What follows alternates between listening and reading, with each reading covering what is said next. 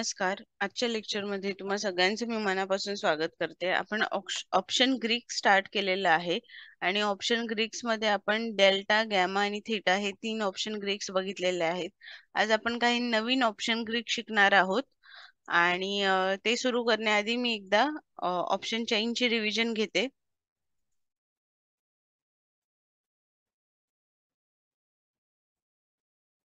हे option chain आहे. इथे मध्ये आहे ही स्ट्राईक प्राइस आहे. स्ट्राईक प्राइसच्या आतमध्ये हे छोटे छोटे स्प्रेड्स आहेत 50 रुपयांच्या अंतराने. आपण ऑब्विसली निफ्टी मध्ये आहोत सध्याला. त्याच्यानंतर हे 4 कॉलम म्हणजे किती रुपयांना बिड प्लेस झाली, म्हणजे किती रुपयांची बोली करण्यात आली, किती रुपयांना ती बिड प्लेस झाली. त्याच्यानंतर आज क्वांटिटी म्हणजे किती क्वांटिटीची बिड होती, म्हणजे 50 क्वांटिटीची होती, 100 क्वांटिटीची होती. आता जर इथे तुम्ही बघितलं 13,800 ची जर किती क्वांटिटीची बोली लागली होती तर 1450 कॉन्ट्रॅक्टची बोली लागली होती. बिड क्वांटिटी म्हणजे त्याच्यापैकी किती एक्झिक्यूट झाले तर 1250 कॉन्ट्रॅक्ट एक्झिक्यूट झाले. त्याच्यानंतर आस्क प्राइस म्हणजे किती रुपयांना विचारणा केली होती. ओके, 4151 रुपयांना त्याची बोली केली होती आणि बिड प्राइस किती रुपयांना ती ऑर्डर एक्झिक्यूट झाली, 2799 रुपयांना. ओके, तर मग आज क्वांटिटी त्याच्यापैकी किती रुपयांची बिड प्लेस झाली, बिड क्वांटिटी, त्याच्यानंतर बिड प्राइस आणि आस्क प्राइस म्हणजे किती रुपयांना बोली लागलेली आणि किती रुपयांची ती बोली एक्झिक्यूट झाली. ओके, त्याच्यानंतर LTP म्हणजे लास्ट ट्रेडिंग प्राइस आणि त्या LTP मध्ये झालेले चेंजेस म्हणजे प्लस झालं मायनस झालं आज दिवसभरात ते म्हणजे चेंजिंग. त्याच्यानंतर हा आहे IV चा कॉलम, इम्प्लाइड व्होलॅटिलिटी. हा कॉलम आज आपण शिकणार आहोत. त्याच्यानंतर नेक्स्ट कॉलम आहे व्हॉल्यूम म्हणजे किती लोक आता सध्याला ट्रेड करत आहेत हे तुम्हाला कुठे भेटणार, ह्या व्हॉल्यूम वरती. ओके, त्याच्यानंतर OI डेटा आपण बघितला, ओपन इंटरेस्ट. त्या ओपन इंटरेस्ट मध्ये होणारे चेंजेस हे चेंज इन OI मध्ये आपल्याला मिळणार. हे सेम, हे जे कॉलम जसे कॉल साठी आहेत तसे सेम कॉलम्स इकडे पुट साइडला आहेत. आता तुम्ही अभ्यास करून करून खूप हुशार झालेला आहेत, तर मग त्याच्यामुळे हे सगळे तुम्हाला कॉलम्स आपोआप येतील. ओके, त्याच्यानंतर आता आपण जाऊया सर्वात महत्वाचा टॉपिक ऑप्शन ग्रीक्स मधला, तो आहे वेगा आणि इम्प्लाइड व्होलॅटिलिटी. त्यापूर्वी मला एक सांगावंसं वाटतं, मी रिलायन्सचा स्टॉक दिला होता 2444 रुपयांना. ओके, ही माझी रिलायन्सची लेवल होती 2444 रुपयांना. तर मग मी ही लेवल बऱ्याच लोकांना दिली होती आणि यावर काम करा म्हणून सांगितलेलं. पोझिशनल तुम्हाला बाईंग करायची असेल तर या लेवलच्या वरती जेव्हा स्टॉक क्लोज होणार त्यावेळेस तुम्हाला मी बाईंग करायला सांगितलं होतं. तर आता ह्याच्यामध्ये बघा, एका स्टुडंटने माझ्या काय केलेलं आहे, इथून ही लेवल जी आहे या लेवलला क्लोज झालं नाही, दुसऱ्या दिवशी डायरेक्ट गॅप अप ओपनिंग मिळाली. जशी गॅप अप ओपनिंग झाली तसं त्याने 100 क्वांटिटी परचेस केल्या. ओके, त्याच्यानंतर 2 दिवस सेलिंग प्रेशर बघायला मिळालं आणि या सेलिंग प्रेशर मध्ये त्याने त्याचा स्टॉक निगेटिव्ह मध्ये क्लोज केला. आता आपली लेवल किती होती, 2444 रुपयांची.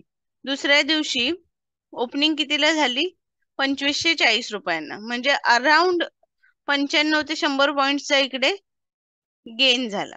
ओके, पण आपल्या लेवलला हा स्टॉक आलेला नाहीये, त्याच्यामुळे आपण इथे बाय करू शकलो नाहीये. आता आपली जी सिच्युएशन होती तशीच सिच्युएशन FII DII ची आहे. म्हणजे इथे लेवल आहे आपली कितीची, 2440 रुपयांची लेवल आहे किंवा 2444 ची लेवल आहे. आता डायरेक्ट गॅप अप झाल्यामुळे हे जे पॉइंट्स आहेत हे पॉइंट्स कोणालाच मिळणार नाही. हा, जर कोणी इथे असतील की ज्यांनी इथे अक्युमुलेट करून ठेवलेलं आहे, पण आता इथे गॅप अप ओपनिंग झाल्यामुळे हे जे अक्युमुलेट केलेले आहेत त्यांचे पण काही स्टॉक्स घेणं बाकी असणार, बरोबर. मग ऑटोमॅटिकली व्हॉट हॅपन्स, जेव्हा गॅप अप ओपनिंग होते आपल्या प्राइसला सोडून एखादी प्राइस जाते, म्हणजे आपल्या रेंजच्या बाहेर एखादी प्राइस जाते, त्यावेळेस त्या रेंज मध्ये ती प्राइस परत येण्याचा प्रयत्न करते. ओके, इथे परत या लेवलला ती प्राइस आली, त्याच्यानंतर इथून प्राइस शूट अप झाली. तर ह्याच्यामध्ये सांगण्याचा मुद्दा हाच की जर आपल्या लेवलला स्टॉक येत नसेल किंवा आपल्या लेवल पासून स्टॉक पळून गेला असेल तर त्याच्यामध्ये एकच करायचं, जोपर्यंत आपल्या लेवलला स्टॉक येत नाही तोपर्यंत त्याच्यामध्ये बाईंग सेलिंग करायचं नाही. आता ह्याच्यामध्ये बघा, इथे स्टॉक वरती गेला, परत रिट्रेसमेंट साठी खाली आला. जरी तुम्ही एखाद्या वेळेस घेतली, एंट्री घेतली, जर समजा इथून गेला स्टॉक, इथे गेला 2540 रुपयाला, जरी एंट्री घेतली तुम्ही, तरी सुद्धा तुम्हाला इथे थांबायला पाहिजे. हा जो तुमचा स्टॉप लॉस आहे, जोपर्यंत नेक्स्ट हायर लो जनरेट होत नाही तोपर्यंत स्टॉप लॉसची वाट बघणं खूप गरजेचं आहे. हे ट्रेडिंगला एक शिस्त आहे, ती शिस्त संयमाने तुम्ही पाळली तरच तुम्हाला ह्याच्यामध्ये यश मिळणार आहे. आता इथे घेतलं, इथे विकलं, ह्याच्यामध्ये लॉजिकच नाहीये काय. ना इथे कोणती सेलिंगची लेवल होती, ना इथे कोणती बाईंगची लेवल होती. जरी इथे बाय केलं तरी सेलिंगसाठी ही लेवल किंवा ही लेवलच आहे. मग जरी मध्ये कुठे तुम्ही बाय करत असाल तर सेलिंगसाठी काय येतं, एक तर स्टॉप लॉसची लेवल, नाही तर टार्गेटची लेवल. इथे जरी तुम्ही बाय केलं तरी सुद्धा इथे किंवा इथे कुठेतरी थांबणं गरजेचं होतं. ना तुमचा स्टॉप लॉस हिट झाला, ना तुमचं टार्गेट हिट झालं, मध्येच तुम्ही सेल करून टाकलं, हे असं चालणार नाही. एक शिस्त आहे, त्या शिस्तीमध्ये तुम्हाला पालन केलं पाहिजे. मी दिली 2444 लेवल, पण त्या लेवलच्या आसपास जर तुम्हाला एंट्री मिळत असेल तरच तुम्हाला ती घेणं गरजेचं आहे. त्या लेवल नंतर 100 रुपयांनी जर क्लोज दिला गॅप अप देऊन, तर मग काय फायदा आहे त्याचा. तर या ठिकाणी परत लेवलला रिस्पेक्ट देऊन या स्टॉकने परत या ठिकाणी मुवमेंट दिलेली आहे. आता मी जी एंट्री घेतली ती कुठे घेतली एंट्री, या स्टॉकने ही जी दोजी बनलेली होती, या दोजीच्या वरती क्लोज केलं, त्यावेळेस मी इंट्राडे मध्ये 1 आवर मध्ये स्टॉक परचेस केला होता. तुम्ही इथे बघू शकता, इंट्राडे मध्ये 1 आवर मध्ये छानपैकी इकडे एक हॅमर काइंड ऑफ कॅन्डल तयार झाली, त्याच्यानंतर इन्व्हर्टेड हॅमर, आणि जेव्हा या कॅन्डलच्या वरती ओपनिंग झाली त्यावेळेस मी इथे बाय केलेलं होतं. आता ह्याच्यामध्ये मी काय बघितलं होतं, आधीच्या 2 कॅन्डलचा जो व्हॉल्यूम होता हा स्ट्रॉंग व्हॉल्यूम होता, त्याच्यामुळे मी इथे परचेस केलेले होते स्टॉक. मग या लेवल पासून या लेवलला आज माझं टार्गेट हिट झालेलं आहे.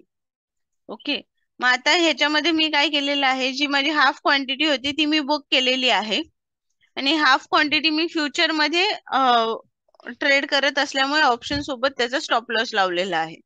ओके, आता फ्युचर मध्ये ट्रेड करताना ऑप्शन सोबत स्टॉप लॉस कसा लावायचा हे तुम्हाला पुढे समजेल. ओके, अशा प्रकारे तुम्ही ट्रेडिंग करू शकता. तर आता आपण काय बघतोय, इम्प्लाइड व्होलॅटिलिटी, हा जो IV चा कॉलम आहे हा आपण शिकणार आहोत आज.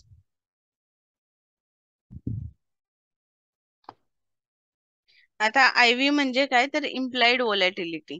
जेवढे मार्केटमध्ये बायर आणि सेलर अवेलेबल आहेत त्यांच्या बाईंग आणि सेलिंग वरती मार्केटची व्होलॅटिलिटी डिफाईन होत असते, आणि ती व्होलॅटिलिटी इम्प्लाइड IV मध्ये कॅच केली जाते. मार्केटचे 4 सिनारिओ माहिती असतील तर कोणकोणते चार सिनारिओ आहेत. एक तर आपण काय करतो, कॉल लॉंग करतो, म्हणजे कॉल्स परचेस करून ठेवून देतो आपल्याकडे. त्याच्यानंतर पुट लॉंग करतो, पुट परचेस करून ठेवून देतो. त्याच्यानंतर शॉर्ट करतो कॉल्स, किंवा पुट आपण शॉर्ट करतो. ओके, या 4 व्यतिरिक्त ऑप्शन्स मध्ये आपण काहीही करत नाही. तुम्हाला या 4 व्यतिरिक्त कोणता 5वा ऑप्शन माहिती असेल तर मला सांगा. एक तर आपण पुट बाय करणार किंवा सेल करणार, कॉल बाय करणार किंवा सेल करणार. तर आता ह्याचा इम्पॅक्ट मार्केटवर कसा होणार, जर समजा मार्केटमध्ये कॉल लॉंग करणारे जास्त असतील तर मार्केट काय होणार, वरती जाणार. त्याचा इम्पॅक्ट IV वर कसा होणार, तर IV वाढणार.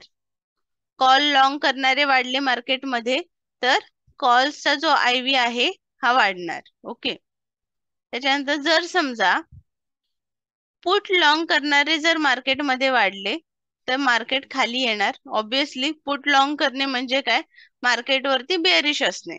ओके, त्याच्यामुळे मार्केट खाली येणार आणि जो पुटचा IV आहे हा वाढणार. ओके, आय होप हे 2 पॉइंट समजलेले आहे. कॉल लॉंग करणे म्हणजे मार्केटवरती बुलिश असणे, कॉल शॉर्ट करणे म्हणजे मार्केटमध्ये बेरिश असणे. कॉल शॉर्ट करणे म्हणजे काय, मार्केटचा सिनारिओ आहे बेरिश, मार्केट खाली येणार, जेवढे तुम्ही कॉल शॉर्ट करणार तेवढा मार्केटसाठी रेजिस्टन्स जनरेट होणार आणि मार्केट खाली येणार. आता ह्याच्यामध्ये कॉल शॉर्ट केल्यानंतर कॉल साइडचा जो IV आहे हा पण कमी होणार. ओके, आता पुट आपण जेव्हा शॉर्ट करतो त्यावेळेस मार्केट काय होणार, वरती जाणार. पुट शॉर्ट करणे म्हणजे मार्केटवरचा आपला व्ह्यू बुलिश असणे. ओके, आपण जेव्हा पुट शॉर्ट करतो त्यावेळेस मार्केट वरती जाणार असं आपली अपेक्षा असते. तर मग मार्केट वरती जात असेल तर आपण पुट शॉर्ट करणार, याचा इम्पॅक्ट पुट वर कसा होणार, पुट IV वर, तर पुट IV डिक्रीज होणार. ओके, आता ऍक्च्युली बघायला गेलं ना हे कपलिंग मध्ये काम करतं. कॉल लॉंग आणि पुट शॉर्ट, कॉल लॉंग आणि पुट शॉर्ट हे दोन्ही एकच आहे. मार्केटवरचा सिनारिओ जर बुलिश असेल तर आपण हे दोन करू शकतो, कॉल लॉंग आणि पुट शॉर्ट. ओके, आता पुट लॉंग आणि कॉल शॉर्ट म्हणजे काय, मार्केटचा सिनारिओ आपला बेरिश आहे. ओके, तर आता याचा इम्पॅक्ट तुम्हाला समजला असेल IV वरती कसा होणार. कॉल जेव्हा लॉंग करणार त्यावेळेस IV वाढणार, कॉल पुट जेव्हा लॉंग करणार त्यावेळेस पुटचा IV वाढणार, कॉल जेव्हा शॉर्ट करणार तेव्हा कॉलचा IV डिक्रीज होणार, पुट जेव्हा शॉर्ट करणार तेव्हा पुटचा IV डिक्रीज होणार. ओके, IV हे बायर्सला दाखवतो, ज्या ठिकाणी बायर्स असतील. पुट साइडला जर पुट बायर्स असतील तर पुटचा IV वाढणार, जर कॉल साइडला कॉल बायर्स असतील तर कॉलचा IV वाढणार. ज्या ठिकाणी शॉर्ट असतात त्या ठिकाणी IV डिक्रीज होतो. आता बरेच स्टुडंट माझ्याशी इंट्राडे मार्केटमध्ये कनेक्टेड असतात, त्यावेळेस पहिल्या 15 ते 20 मिनिटांमध्ये मी बऱ्याचदा असं वाक्य करते की आज सेलर्स डे आहे, टुडे इज सेलर्स डे, असं माझं बऱ्याचदा वाक्य असतं. तर याचा अर्थ काय असतो की मार्केटमध्ये शॉर्ट करणारे जास्त अवेलेबल आहे. ओके, म्हणजे मार्केटमध्ये जर IV कमी असेल तर मार्केटची वोलॅटिलिटी कमी होते. IV म्हणजे इम्प्लाइड वोलॅटिलिटी, वोलॅटिलिटी मार्केटची जेव्हा वाढणार त्यावेळेस बायर्सचा फायदा होणार, ज्यावेळेस मार्केटमधली वोलॅटिलिटी कमी होणार त्यावेळेस सेलर्सचा फायदा होणार. आता ज्यावेळी वोलॅटिलिटी वाढते त्यावेळेस बायर्स कसा प्रॉफिट करणार, ऑब्विसली मार्केट जेव्हा ट्रेंडिंग असतं त्यावेळेस मार्केटमध्ये वोलॅटिलिटी जास्त असते. म्हणजे जर समजा IV तुमची वाढत असेल, जर समजा कॉल साइडला IV तुमची वाढत असेल तर तुमची निफ्टी आहे ती अशी अशी वरती पळणार. ओके, पण जर कॉल साइडला IV जर तुमची कमी होत असेल, ओके, तर मग या ठिकाणी एकतर तुमचा जो स्टॉक आहे तो साइडवेज मध्ये जाईल किंवा खाली खाली येईल. ओके, जर समजा दोन्ही साइडला कॉल आणि पुट या दोन्ही साइडला IV जर अचानक ड्रॉप झाला तर त्याचा इम्पॅक्ट कसा होतो, मार्केट एका झोन मध्येच क्लोजिंग देतं. बऱ्याचदा मार्केटमध्ये काय होतं की एक्सपायरीच्या दिवशी मुवमेंटच नसते, त्याच्यामध्ये काय असतं की हा जो IV आहे हा अचानक ड्रॉप झालेला असतो. आता यावेळी बजेटच्या दिवशी ज्यावेळेस बजेट येणार होतं त्याच्या आधी 2-3 दिवस मार्केटमध्ये वोलॅटिलिटी जबरदस्त होती, पण ज्या दिवशी बजेट होतं त्या दिवशी आपल्या निर्मला सीतारमण जी बोलत होत्या पण मार्केट मुवमेंटच देत नव्हतं. त्याचं कारण काय होतं की मार्केटमध्ये जी IV होती ती ड्रॉप झालेली होती.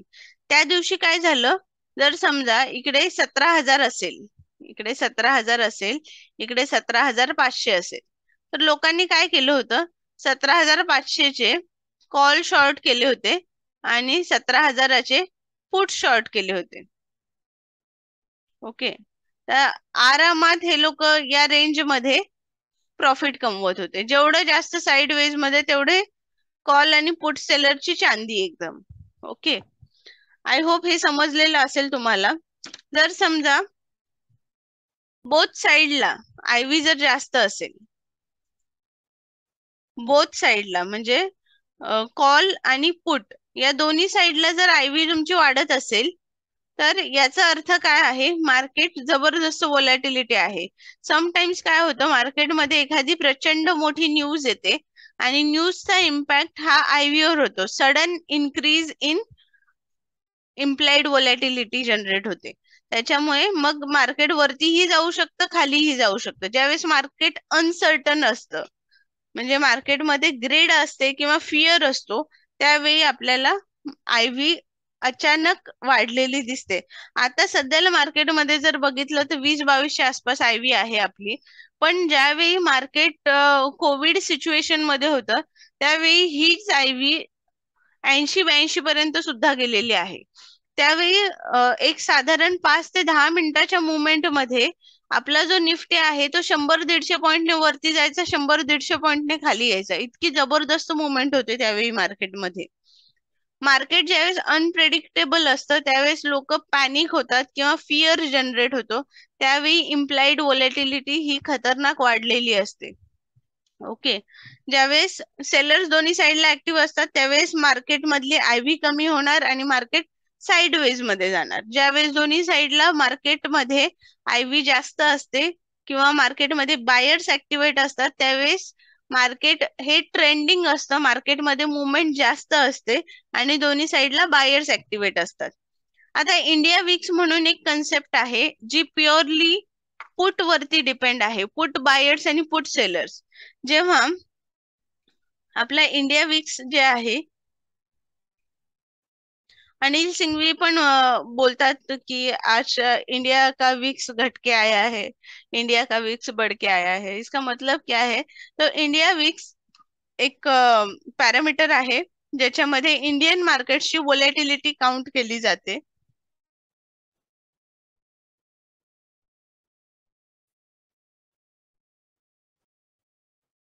या ठिकाणी तुम्ही बघू शकता, मी इथे काय टाकते,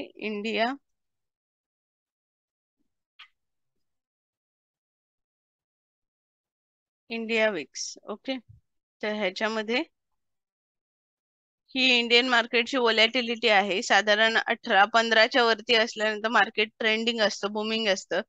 15 आणि 14च्या खाली जेव्हा व्होलॅटिलिटी जाते त्यावेळेस मार्केट थोडं स्लगिश मोड मध्ये जातं आणि ज्यावेळेस 10च्या खाली व्होलॅटिलिटी असते मार्केटची त्यावेळेस पूर्ण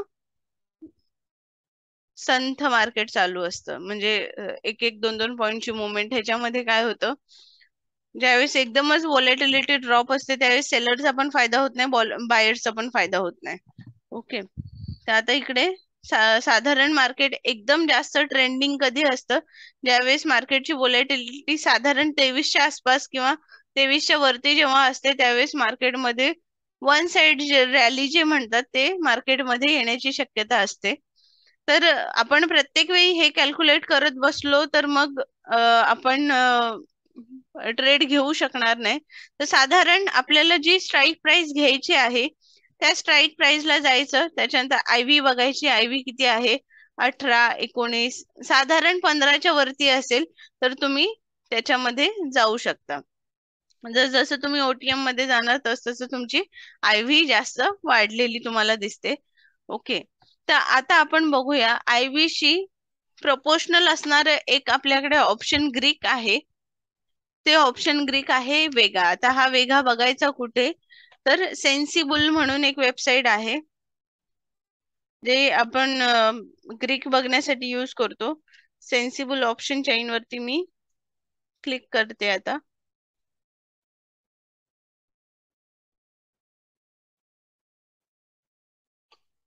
ऑप्शन चेन वर आलेलो आहोत. त्याच्यानंतर सेटिंग्स मध्ये जायचं. सेटिंग्स मध्ये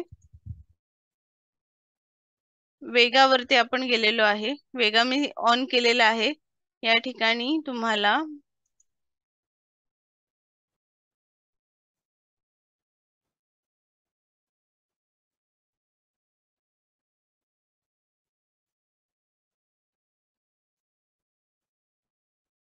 या ठिकाणी तुम्हाला वेगा ऍड झालेला दिसेल.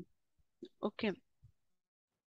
आता सध्याला मार्केटची प्राइस आहे 17,296. फ्युचर प्राइस आहे. तर त्याच्यामुळे जो आपला एटीएम असेल हा 17,300चा असेल. 17,300 हा एटीएम आहे.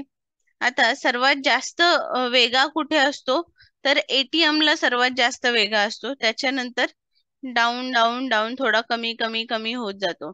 सडन वेगा ड्रॉप कशामध्ये होतो, तर याच्यामध्ये OTM मध्ये सडन वेगा ड्रॉप होतो. आणि ITM मध्ये पण वेगा ड्रॉप होतो, पण OTM च्या मानाने कमी होतो. आणि ऍज आय सेड अर्लियर की ITM मध्ये आपल्याला इंट्रेन्सिक व्हॅल्यू पण खूप मदत करते आपल्याला जास्तीत जास्त गेन करून देण्यासाठी. तर मग कधी पण ITM हा चांगलाच आहे. ओके, तर आता एक पॉइंटने जेव्हा आपली IV वाढते, जर समजा 17,300 वर आपण असू, आता ह्याची IV आहे 18.94 आहे. 18.94 ही IV आहे. तर मग जर समजा 1-2 पॉइंटने ज्यावेळेस IV वाढणार, तर तर त्यावेळेस वेगा हा कितीने वाढणार, आणि वेगा आपल्याला काय दर्शवतो. तर जर समजा 1 पॉइंटने IV वाढली, 17,300च्या स्ट्राईक प्राइसची 1 पॉइंटने IV वाढली, तर कितीचे चेंजेस दिसणार आपल्याला. तर या ठिकाणी आपण 17,300 वरती वेगा बघायचा. वेगा किती आहे, 5. म्हणजे जर समजा मार्केट आहे तिथेच थांबलं, पण जर इम्प्लाइड व्हॉलॅटिलिटी 1 ने वाढली, तर आपला जो ऑप्शन प्रीमियम आहे तो 5 रुपयांनी वाढणार. का 5 रुपयांनी, तर हा वेगा 5 आहे. जेवढी आपली IV आहे ती जर 1 ने वाढली, तर आपला जो पण काही वेगा आहे तो आपल्या प्रीमियम मध्ये ऍड होणार. ओके, म्हणजे आता लास्ट ट्रेडिंग प्राइस किती आहे, 140 रुपये. जर 1 ने इम्प्लाइड व्हॉलॅटिलिटी वाढली, तर वेगा वेगा किती आहे, 5 रुपीज. ओके, मग 5 रुपीज ह्या LTP मध्ये ऍड होणार. आपल्या ऑप्शन प्रीमियमची प्राइस होणार 145 रुपये. ओके, तर अशा पद्धतीने तुम्ही वेगा काउंट करू शकता. वेगाचा इम्पॅक्ट तुमच्या स्ट्राईक प्राइस वर किती होईल ते कॅल्क्युलेट करू शकता. आता जर समजा इकडे जस जसं आपण वरती वरती जाऊ, म्हणजे OTM मध्ये जाऊ, तेव्हा आपली IV जी आहे ही वाढत जाताना आपल्याला दिसते. म्हणजे करंट प्राइस पेक्षा एकदम 1,000-1,500 पॉइंटने आपण जर IV जास्त बघितली, तर साधारण ती 44, 45, 43, 30, 35 या घरात आहे. पण या IV चा इम्पॅक्ट हा आपल्या वेगावरती तेवढा होत नाही. म्हणजे जर समजा तिकडची IV जर 1-1.5 ने वाढली, तरी सुद्धा आपला जो वेगा आहे तो किती ऍड होणार प्रीमियम मध्ये, तर फक्त 0.22%. ओके, म्हणजे जर समजा 18,000च्या स्ट्राईक प्राइसची IV जर 44 रुपये असेल, ओके, 18,000च्या स्ट्राईक प्राइसची IV जर 44 असेल, आणि जर ही IV जर 1 पॉइंटने जर वाढली, 45 झाली, तर आपल्या प्रीमियम मध्ये किती रुपये ऍड होणार, तर फक्त 0.43. ओके, फक्त 0.43 रुपीज ऍड होणार. तर जेवढं जास्त आपण OTM मध्ये जाऊ, तेवढं जास्त आपल्याला हानिकारक आहेत. आपले पैसे तिकडे जास्त वेस्ट होऊ शकतात. तर नियर ATM मध्ये किंवा नियर ITM मध्ये जर तुम्ही ट्रेड केलं, तर तुमचा प्रॉफिट नक्कीच जास्त होणार आहे. ऑप्शन बाईंगच्या डिमांड आणि सप्लाय वरती व्होलॅटिलिटी ही इम्पॅक्ट होत असते. आणि व्होलॅटिलिटी चे काही कॅल्क्युलेशन्स करून वेगा ही टर्म किंवा वेगा हे ग्रीक डिफाईन केलेलं आहे. जेवढी तुमची व्होलॅटिलिटी वाढणार किंवा घटणार, त्याच्यावरती तुमची वेगाची व्हॅल्यू घटणार किंवा वाढणार. हे दोन्ही एकमेकांशी प्रपोर्शनल आहे. जर 1 ने तुमची इम्प्लाइड व्होलॅटिलिटी वाढली, तर तुमचा वेगा जी पण तुमची काही व्हॅल्यू असेल तेवढ्या प्रकारे तो तुमच्या प्रीमियम मध्ये ऍड होणार, आणि तुमच्या प्रीमियमची प्राइस तेवढी डिस्प्ले होणार. आता हा वेगा हा एकच फॅक्टर आहे का, तर नाही. वेगा हा महत्वाचा फॅक्टर आहे. वेगा हा 60-70% वेटेज देतो. वेगा हा इम्प्लाइड व्होलॅटिलिटीने डिफाईन होतो. तर आता बाकीचे टाइम व्हॅल्यू मध्ये बाकीचे कन्सिडर केले जाणारे जे पॅरामीटर्स आहेत ते पण आपण शिकलेलो आहोत. गॅमा, डेल्टा, थीटा, हे सगळे ते पण पॅरामीटर्स ऍड होतात. पण मेजरली लोक वेगावरती काम करतात, व्होलॅटिलिटी वरती काम करतात. तर हे एक खूप महत्वाचं ऑप्शन ग्रीक आहे. तर बाकीचे तुम्ही कमी शिकलात तरी चालेल, पण हे तुम्हाला परफेक्ट केलंच पाहिजे. आय व्ही म्हणजे मार्केटची व्होलॅटिलिटी. व्होलॅटिलिटी आपल्याला बाईंग साईडला जायचं की सेलिंग साईडला जायचं हे ठरवून देत असते. त्याच्यामुळे जास्तीत जास्त प्रॅक्टिस करा. भेटूया नेक्स्ट लेक्चर मध्ये नवीन काही स्ट्रॅटेजीज सोबत. धन्यवाद.